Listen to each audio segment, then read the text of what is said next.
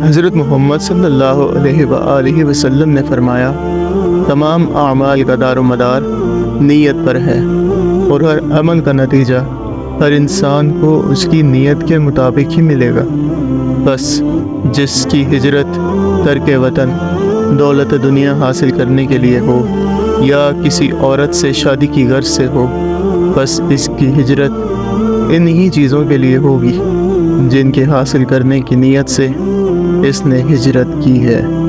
ایک شخص حارث بن حشام نامی نے آن حضرت صلی اللہ علیہ وآلہ وسلم سے سوال کیا کہ حضور،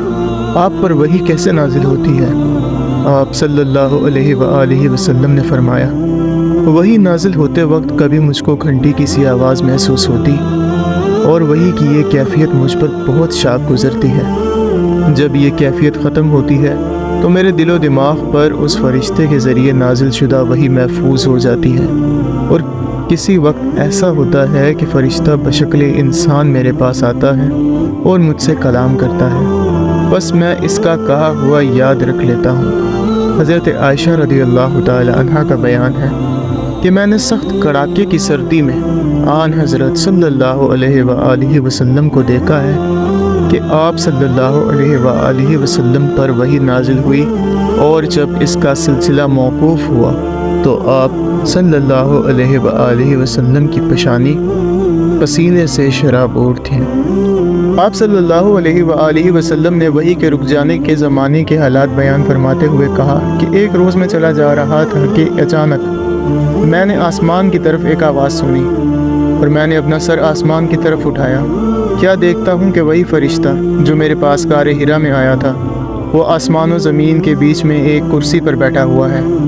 میں اس سے ڈر گیا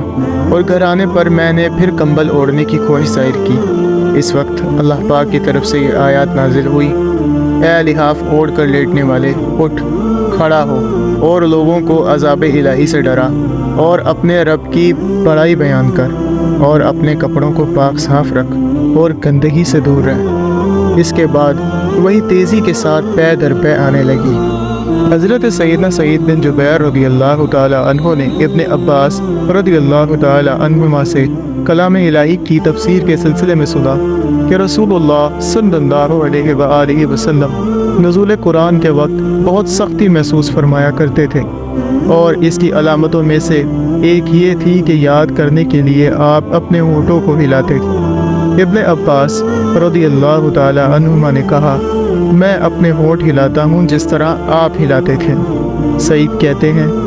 میں بھی اپنے ہونٹ ہلاتا ہوں جس طرح ابن عباس رضی اللہ تعالی عنہما کو میں نے ہلاتے دیکھا۔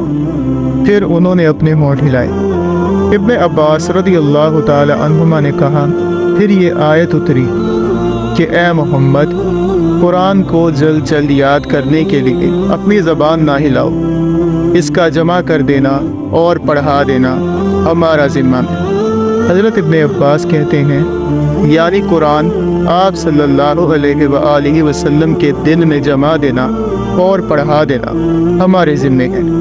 پھر جب ہم پڑھ چکے تو اس پڑھے ہوئے کی اتباع کرو۔ ابن عباس رضی اللہ تعالی عنہما فرماتے ہیں، اس کا مطلب یہ ہے کہ آپ اس کو خاموشی کے ساتھ سنتے رہو، اس کے بعد مطلب سمجھا دینا ہمارے ذمہ ہے۔